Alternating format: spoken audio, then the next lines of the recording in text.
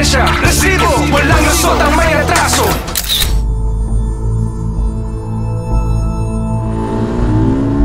Pamilyang bumabaybay sa Mapalad Road, Nueva Ecija.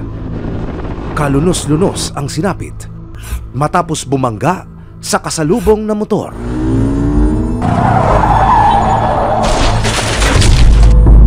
Nakakaawa yung mga bata.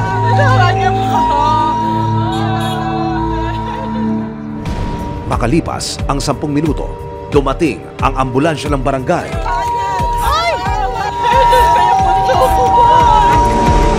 Sa tindi ng salpukan, total wreck ang motorsiklo at yupi-yupi na ang unahang bahagi ng tricycle.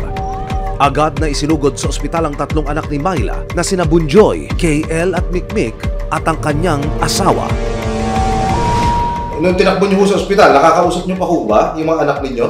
Sina Bunjoy at Mikmik? Hindi na po talaga, wala na po talaga silang malay. Kasi siguro niinda niya po yung sakit ng binti niya. So, sinasabi ko lang po sa kanya na, anak, huwag mong umalaw. Malapit na tayo sa ospital.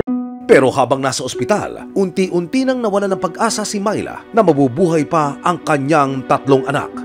Ngayon po, maraming tao, pag minsan-minsan, parang nakakalimot, nakakaano. Pero pagka naiisip ko na yung mga nangyari, hindi ko na naman maiwasan mag-isip.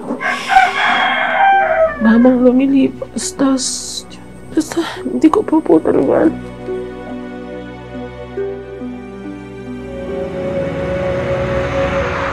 Tatlong araw matapos ang insidente, nahanap ng resibo ang lalaking unang rumisponde at tumulong sa mga biktima. Ipinakita niya ang yupi-yuping motor at tricycle na nagsalpukan. Ito po yung motor na sinakyan nung 3 namatay, ma'am. Tapos yung tatay na driver ng motor. Ito yung motor nung sinabing kabanggaan nung tricycle. Nung nakita ko ito, halos buwal na buwal siya na ano talaga siya, ma'am. Makikita mo talaga siya na alam mo hindi mabubuhay yung tao sa sitwasyon niya ng motor.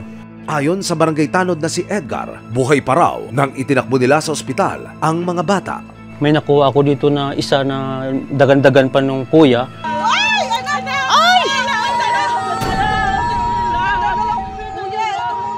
Dito mismo, kinuha ko mismo. Tapos dinala ko doon sa ambulance. Nakahiga na lang sila sa flooring ng ambulance dahil nga wala naman akong pumapasok sa isip ko.